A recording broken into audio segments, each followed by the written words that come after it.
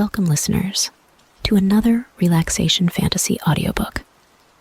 Before we begin, don't forget to leave a like, comment, and subscribe to our YouTube channel. You can also download this audiobook in the description below. We hope you relax and enjoy. Hansel and Gretel. Hard by a great forest dwelt a poor woodcutter with his wife and his 2 children. The boy was called Hansel, and the girl Gretel. He had little to bite and to break, and once, when great dearth fell on the land, he could no longer procure even daily bread. Now, when he thought over this by night in his bed, and tossed about in his anxiety, he groaned and said to his wife, "What is to become of us? How are we to feed our poor children when we no longer have anything even for ourselves?" "I'll tell you what, husband," answered the woman. "Early tomorrow morning, we will take the children out into the forest to where it is the thickest. There we will light a fire for them and give each of them 1 more piece of bread. And then we will go to our work and leave them alone. They will not find the way home again, and we shall be rid of them." "No, wife," said the man, "I will not do that. How can I bear to leave my children alone in the forest?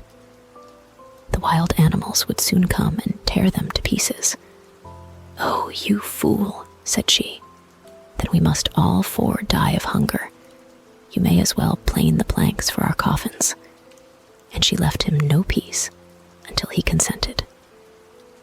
"But I feel very sorry for the poor children, all the same," said the man.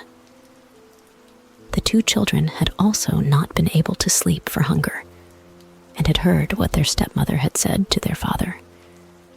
Gretel wept bitter tears, and said to Hansel, "Now all is over with us."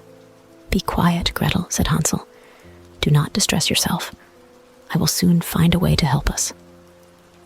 And when the old folks had fallen asleep, he got up, put on his little coat, opened the door below, and crept outside.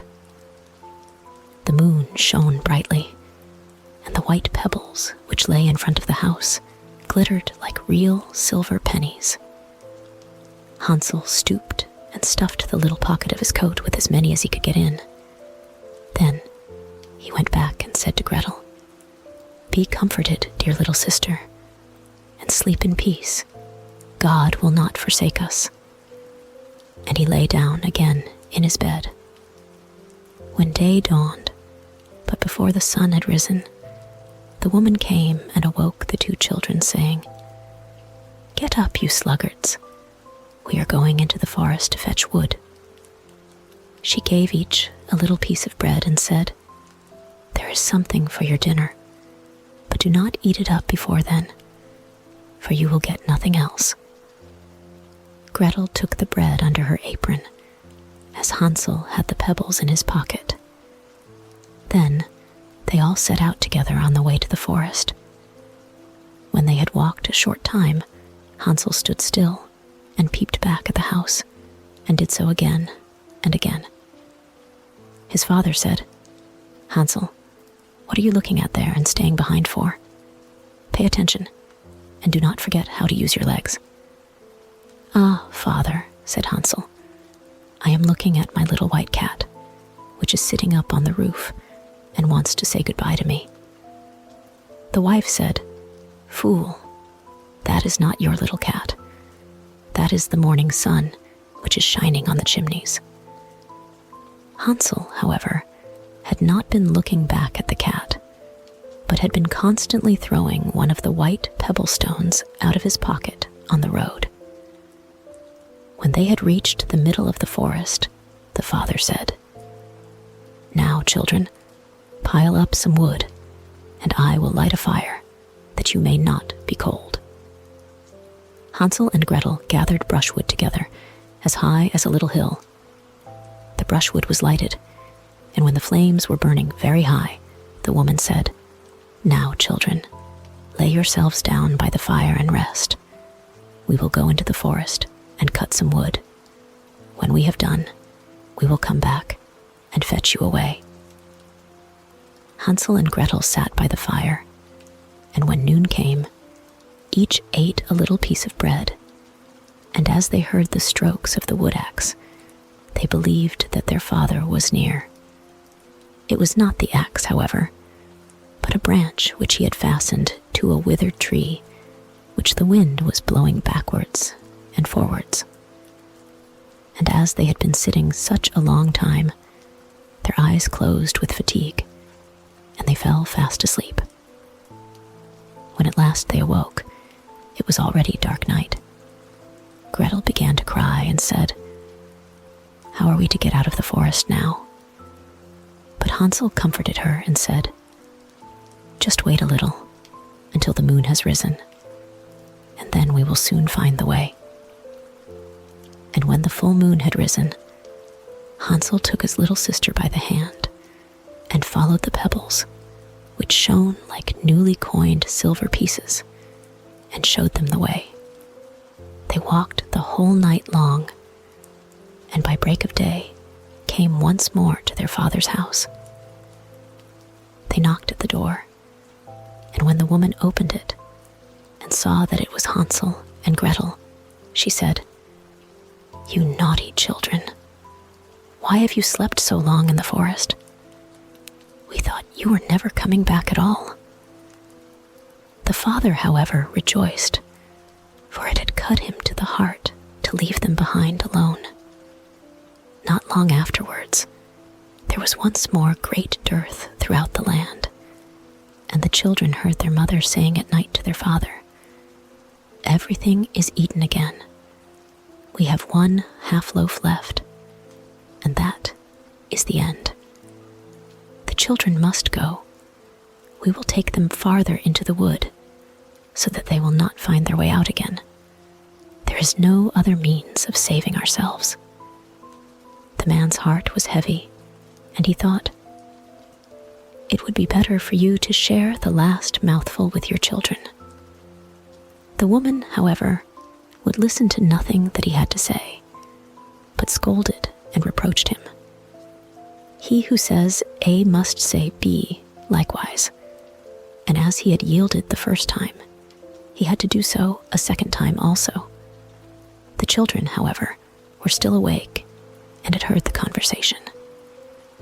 When the old folks were asleep, Hansel again got up and wanted to go out and pick up pebbles as he had done before. But the woman had locked the door, and Hansel could not get out. Nevertheless, he comforted his little sister and said, "Do not cry, Gretel. Go to sleep quietly. The good God will help us." Early in the morning came the woman and took the children out of their beds. Their piece of bread was given to them, but it was still smaller than the time before. On the way into the forest, Hansel crumbled his in his pocket and often stood still and threw a morsel on the ground. "Hansel, why do you stop and look round?" said the father. "Go on." "I am looking back at my little pigeon, which is sitting on the roof and wants to say goodbye to me," answered Hansel. "Fool," said the woman, "that is not your little pigeon. That is the morning sun that is shining on the chimney." Hansel, however, little by little, threw all the crumbs on the path. The woman led the children still deeper into the forest, where they had never in their lives been before. Then a great fire was again made, and the mother said, "Just sit there, you children, and when you are tired, you may sleep a little. We are going into the forest to cut wood, and in the evening when we are done, we will come and fetch you away." When it was noon, Gretel shared her piece of bread with Hansel, who had scattered his by the way. Then they fell asleep, and evening passed, but no one came to the poor children. They did not awake until it was dark night, and Hansel comforted his little sister and said, "Just wait, Gretel, until the moon rises, and then we shall see the crumbs of bread which I have strewn about, They will show us our way home again." When the moon came, they set out, but they found no crumbs, for the many thousands of birds which fly about in the woods and fields had picked them all up. Hansel said to Gretel, "We shall soon find the way." But they did not find it. They walked the whole night and all the next day too, from morning till evening. But they did not get out of the forest, and were very hungry, for they had nothing to eat but 2 or 3 berries, which grew on the ground. And as they were so weary that their legs would carry them no longer, they lay down beneath a tree and fell asleep. It was now 3 mornings since they had left their father's house. They began to walk again, but they always came deeper into the forest. And if help did not come soon, they must die of hunger and weariness. When it was midday, they saw a beautiful snow-white bird sitting on a bough, which sang so delightfully that they stood still and listened to it. And when its song was over, it spread its wings and flew away before them, and they followed it until they reached a little house, on the roof of which it alighted. And when they approached the little house, they saw that it was built of bread and covered with cakes, but that the windows were of clear sugar. "We will set to work on that," said Hansel, "and have a good meal. I will eat a bit of the roof, and you, Gretel, can eat some of the window. It will taste sweet." Hansel reached up above and broke off a little of the roof to try how it tasted, and Gretel leant against the window and nibbled at the panes. Then a soft voice cried from the parlor, "Nibble, nibble, gnaw. Who is nibbling at my little house?" The children answered, "The wind, the wind, the heaven-born wind," and went on eating without disturbing themselves. Hansel, who liked the taste of the roof, tore down a great piece of it, and Gretel pushed out the whole of one round window pane, sat down, and enjoyed herself with it. Suddenly the door opened, and a woman as old as the hills, who supported herself on crutches, came creeping out. Hansel and Gretel were so terribly frightened that they let fall what they had in their hands. The old woman, however, nodded her head and said, "Oh, you dear children, who has brought you here? Do come in and stay with me. No harm shall happen to you." She took them both by the hand and led them into her little house. Then good food was set before them, milk and pancakes, with sugar, apples, and nuts. Afterwards, 2 pretty little beds were covered with clean white linen, and Hansel and Gretel lay down in them and thought they were in heaven. The old woman had only pretended to be so kind. She was in reality a wicked witch who lay in wait for children and had only built the little house of bread in order to entice them there. When a child fell into her power, she killed it, cooked, and ate it, and that was a feast day with her. Witches have red eyes and cannot see far, but they have a keen scent like the beasts, and are aware when human beings draw near.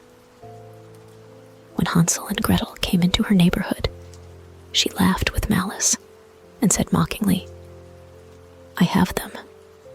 They shall not escape me again." Early in the morning, before the children were awake, she was already up, and when she saw both of them sleeping and looking so pretty, with their plump and rosy cheeks, she muttered to herself, "That will be a dainty mouthful." Then she seized Hansel with her shriveled hand, carried him into a little stable, and locked him in behind a grated door. Scream as he might, it would not help him. Then she went to Gretel, shook her till she awoke, and cried, "Get up, lazy thing, fetch some water, and cook something good for your brother. He is in the stable outside and is to be made fat. When he is fat, I will eat him." Gretel began to weep bitterly, but it was all in vain, for she was forced to do what the wicked witch commanded. And now the best food was cooked for poor Hansel, but Gretel got nothing but crab shells. Every morning the woman crept to the little stable and cried, "Hansel, stretch out your finger that I may feel if you will soon be fat." Hansel, however, stretched out a little bone to her, and the old woman, who had dim eyes, could not see it, and thought it was Hansel's finger, and was astonished that there was no way of fattening him. When 4 weeks had gone by, and Hansel still remained thin, she was seized with impatience and would not wait any longer. "Now then, Gretel," she cried to the girl, "stir yourself and bring some water. Let Hansel be fat or lean. Tomorrow I will kill him and cook him." Ah, how the poor little sister did lament when she had to fetch the water, and how her tears did flow down her cheeks. "Dear God, do help us," she cried. "If the wild beasts in the forest had but devoured us, we should at any rate have died together." "Just keep your noise to yourself," said the old woman. "It won't help you at all." Early in the morning, Gretel had to go out and hang up the cauldron with the water and light the fire. "We will bake first," said the old woman. "I have already heated the oven and kneaded the dough." She pushed poor Gretel out to the oven, from which flames of fire were already darting. "Creep in," said the witch, "and see if it is properly heated, so that we can put the bread in." And once Gretel was inside, she intended to shut the oven and let her bake in it, and then she would eat her too. But Gretel saw what she had in mind and said, "I do not know how I am to do it. How do I get in?" "Silly goose," said the old woman. "The door is big enough. Just look, I can get in myself." And she crept up and thrust her head into the oven. Then Gretel gave her a push that drove her far into it and shut the iron door and fastened the bolt. Oh! Then she began to howl quite horribly, but Gretel ran away, and the godless witch was miserably burnt to death. Gretel, however, ran like lightning to Hansel, opened his little stable, and cried, "Hansel, we are saved. The old witch is dead." Then Hansel sprang like a bird from its cage when the door is opened. How they did rejoice and embrace each other, and dance about and kiss each other. And as they had no longer any need to fear her, they went into the witch's house, and in every corner there stood chests full of pearls and jewels. "These are far better than pebbles," said Hansel, and thrust into his pockets whatever could be got in. And Gretel said, "I, too, will take something home with me," and filled her pinafore full. "But now we must be off," said Hansel, "that we may get out of the witch's forest." When they had walked for 2 hours, they came to a great stretch of water. "We cannot cross," said Hansel. "I see no footplank and no bridge, and there is also no ferry," answered Gretel, "but a white duck is swimming there. If I ask her, she will help us over." Then she cried, "Little duck, dost thou see, Hansel and Gretel are waiting for thee. There's never a plank or bridge in sight. Take us across on thy back so white." The duck came to them, and Hansel seated himself on its back and told his sister to sit by him. "No," replied Gretel, "that will be too heavy for the little duck. She shall take us across, one after the other." The good little duck did so, and when they were once safely across, and had walked for a short time, the forest seemed to be more and more familiar to them, and at length they saw from afar their father's house. Then they began to run, rushed into the parlor, and threw themselves round their father's neck. The man had not known one happy hour since he had left the children in the forest. The woman, however, was dead. Gretel emptied her pinafore until pearls and precious stones ran about the room, and Hansel threw one handful after another out of his pocket to add to them. Then all anxiety was at an end, and they lived together in perfect happiness. If you enjoyed this audiobook, please don't forget to leave a like, comment, and subscribe to our YouTube channel. You can also download this audiobook in the description below.